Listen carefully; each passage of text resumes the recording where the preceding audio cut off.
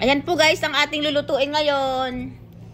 Pork creamy ribs. Ayan. Ayan po, binabad ko na po yung ribs sa mga rekado po. Sa mga ingredients po. Toyo, bawang paminta, tsaka ano lang po yan. Ayan na po yung natin. Nababad. Ay, bawang tayo, wheat milk, harina, ayan.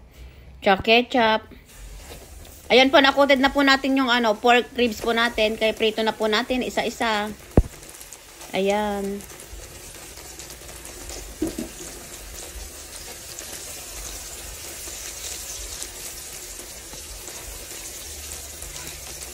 Dahan-dahan lang po yung ng apoy para hindi siya magbilang maluto yung niyo po. Yung pork. Ayan, pag okay na po, balik rin na po natin isa-isa yung ating pork ribs.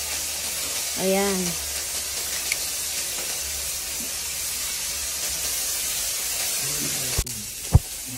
And pag okay na, hanginan na po natin isa-isa yung pork po. Ganyan.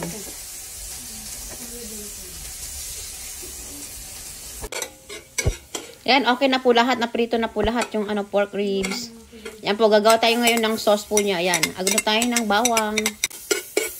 Prito tayo ng bawang. Ayan po. Lagay tayo ng butter.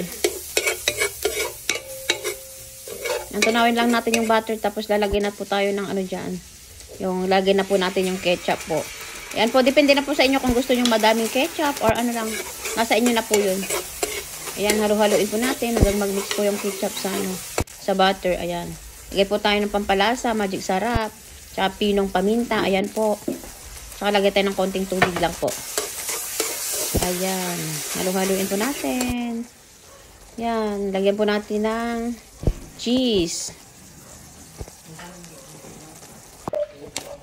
Yan po, tsaka na natin ihalo yung pork ribs na pinirito natin kanina. Ayan na po.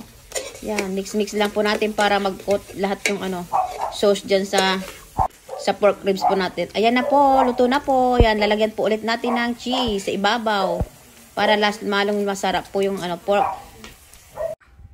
Yan na po ang niluto po natin, guys. Yan po, naglagay po tayo ng cheese sa ibabaw para mas masarap. Ayan o.